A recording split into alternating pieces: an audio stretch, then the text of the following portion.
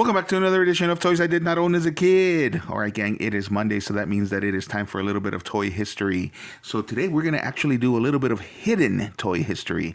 All right, so it is 1979, and Star Wars is still going strong. Kenner is making Star Wars toys. They're riding on the success of The Empire Strikes Back by now, and they're getting ready to make the Return of the Jedi toys. Mattel is still kicking its own behind because they passed on Star Wars, and so they're looking for any franchise at all that's going to give them any kind of competition. So along comes a script for a movie called Red Sonja.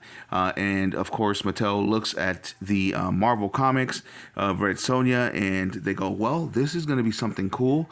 We're going to have a different angle because it's going to be a woman this time. And she's, and, the comics are doing good. They're doing great.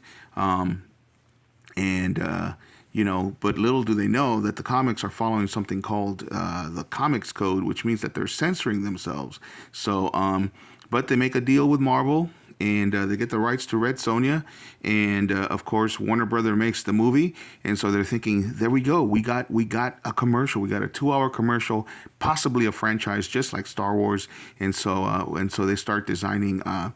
They start designing toys for Red Sonja, and then the movie gets released, and Mattel gets to see exactly what the movie was all about. It turns out that it's an R-rated, gory film full of all kinds of depravities and all kinds of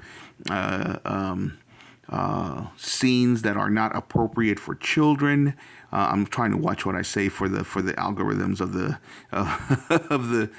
for the algorithms. Anyway, of where I'm going to post this video. But anyway, you get my drift. You've seen the movie. You know what it's all about. You know the beginning. You know how Red Sonja comes about. They pillage her village. Let's put that. Let's say that, and they destroy all of her village and along with the people in it. And so she's out for revenge. So Mattel has already made these designs. They're like, what are we going to do with this? What the heck are we going to do? And so instead of actually coming out with a toy and for Red Sonja and its characters, they redesigned them just a little bit, and they come out with something called She-Ra. Now, where the name She-Ra comes from is still debatable. There are 3 designers that take credit for that, and each one of them says, "Well, I came up with her name, and I came up with her design." In all reality, it is a redesign of Red Sonja. They change her hair, and they give her a different type of sword. And they basically changed the coloring of her costume. And instead of giving her chainmail, they give her this over here. But if you look at the actual original designs, you can see that she was supposed to be Red Sonja. So of course, they just basically redesigned them a little bit, and they give her different bad guys or different bad girls. And renamed them. Like, she's very hard to stand because she's got such little feet. Like, for example, Catra, and I only have an original Catra. So the original, as we all know, they came with real hair. The one that you see back there, that's a Motu Origins re-release. But they redesigned the bad guys and give them different names. So Catra was supposed to be the witch that you see in Red Sonja, and they just gave her a different costume, and they added a tail. They have, of course, the evil magician Gemini, the one that changes faces, and I broke her in my last video, so I'm not able to change her face, but maybe I can do it manually. But either way, she changes faces like she does in the movie, where she changes faces in order to fool Red Sonja and almost gets rid of her altogether. So they change her hair color, but the costume is pretty much the same. If you've seen the movie, then you recognize this costume. It's just instead of the gold and yellow, they gave her this green costume, green and gold. And so anyway. So there's 2 examples right there. So to this day, they will not admit that they actually had made the designs originally for Red Sonja. But if you look at the history of it, you can go online. You can go, there's YouTube videos on this, and you can go online to different websites. You can actually see the original designs, and she looks exactly like Red Sonja. And then they threw in two very haphazardly molded designs where they claim, these were going to be the main character, either her or somebody that they called Tank Girl. And gosh, what was the third one? The third one was basically a knockoff of Princess Leia in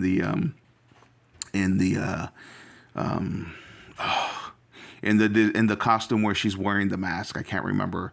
It's not Slave Leia. It's the other one where she frees. Dang it. Luke. I don't know why I couldn't think of his name. Where she frees Luke from after they unfreeze what's his name, the pilot guy. I can't think of the characters right now. I don't know why it's late. It's late. Anyway, when they free Lando from being frozen.